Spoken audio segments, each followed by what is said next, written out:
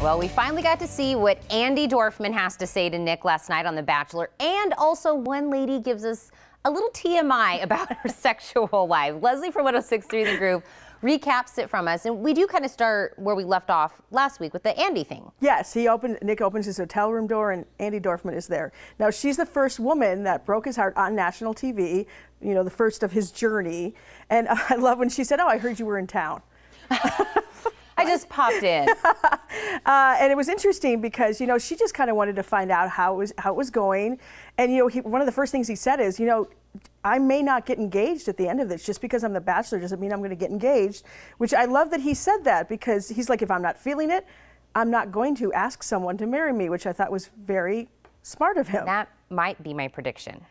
I'm torn about that. I have my two that I think will make it, but then they start talking about fantasy suites, and she just straight up asked him, are you going to have sex with the women on the dates? Yes. We find out, which none of us are surprised about, that they did on their fantasy suite. Because he brought it up. Yes. It was a little, obviously there was a dig there. Yes. But she gave him great advice, said if you feel like you're both adults, if you guys want to do that, but don't do it if you don't see a possible future.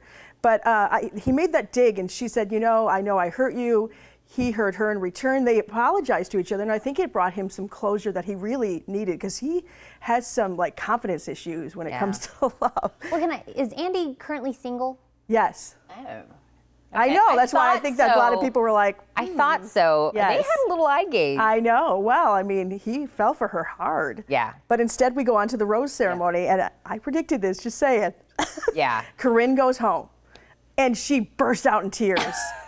Right then and there. I mean, and it was so interesting. I learned a little bit more about her, how she's like, I'm going to stop worshiping men and they need to worship me. And I'm like, that's your problem right there. Yeah. You know, like, absolutely. It's a two-way street. She's okay. She took a nap in the limo. She's fine. Again, she loves to sleep. But she said, I'm going to take a nap with my glass of champagne. I was like, she's all right. She'll be okay. I know. She's going to have her own reality show. Come on. Yeah, so exactly. She was everywhere this morning. She was on GMA. Oh, yeah. She was on everything. But that means we're left with 3. We're down to 3, and we go to Finland. Yes. Beautiful. So we start out with Raven, who I love her a lot. And she has not told Nick that she's in love with him. And she knew she had to tell him. And the 2 things she was really nervous about is telling him how she feels, and about that she figured they were going to have sex that night. And she was so sweet when she gives this very long story, basically saying she's never said I love you to anyone before. And I think a lot of it was a trust issue. And she tells him, it's a very sweet way, that she loves him. But then they get the fantasy suite overnight card, which she accepts right away. But she goes, I need to tell you something. This is where TMI moment. She said, I've only been with one other man, and I didn't have an orgasm. And I never have. So we know that about Raven. I was like, this was a lot of information from you. You love I thought it was, him. This is a lot of pressure for Nick. She's so open to tell him that, but she was afraid to tell him that she loves him. Yeah, this was, but to me, that kind of was her this whole time. Yes. She's kind of been very direct. Very direct, but the look on Nick's face when she told him that. I mean, any guy, I'm sure, was like, what? Priceless. No pressure there, Nick. Right.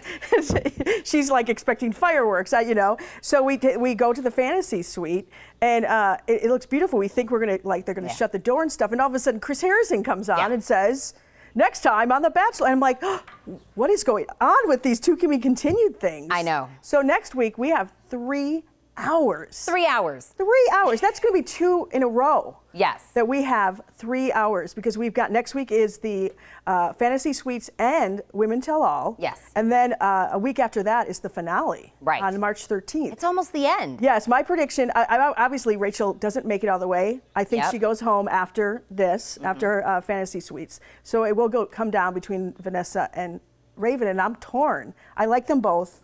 I think Raven is the better fit for him, though. You think Raven is the better fit? And, you know, I did like on their date that they just went to like a pub and they threw darts. The reason I really like this is because I feel like I'm acting like I don't know what, you know, the show is about. But when you go on like yachts and these trips, that's not real life. We all don't do that every day. We go to pubs and throw darts. Right. So I think it gave me an opportunity to see them, what they would be like on an everyday regular things. And they actually talked about, like, she doesn't cook, right? You know, and he likes to do the laundry. I'm like, there you go. There's compromise right there. I thought that it was great that they were talking about those real little life things. Yes. Whereas Vanessa and him have a huge issue. She lives in Montreal. Right.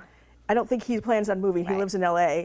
And as I heard this morning on The Groove, that it sounds like Nick is going to be on Dancing with the Stars. You know what? I feel like a lot of this is because he's going to be on Dancing with the Stars. We heard already that they're thinking about Rachel, who's the next Bachelorette, her being on Dancing with the Stars. So we already know they kind of have their own things happening after the show. Right. That kind of lends me to think that he doesn't pick anybody. I don't know why, but it does. Wow. Talk about, like, would that be the first time? Well, no, I can't remember his name, but he was the cowboy guy who didn't pick anybody. He didn't pick anybody either. And he came back again a second time, I think, also, and I don't think it worked out either. Oh. I'm like. So that's interesting. Now, of course, we have next week, we've got the Women Tell All, the 2 fantasy suites, and then we have the finale. Finale night, of course, is a big deal, 3 hours. Me and you should get together. Yes, we need to watch the finale party. I'll have more details coming soon about that. Oh, I love the way you do that. We're going to have a party. We're going to tell you more later, which means you have to come back next week. We'll recap. Next week, we'll have to talk longer because we obviously have 3 hours to talk. Yes, and you know it's going to be Corinne and I don't remember her name, the two that really clashed. Oh my gosh. Will come face to face with each other for the first time. So I can't remember her name either. That's what happens. All right, you guys, make sure you watch a new episode of The Bachelor every Monday. So we have 2 Mondays left, 2 Mondays with 3 hours right here on KGUN 9. And then tune in on Tuesdays to get a recap with us.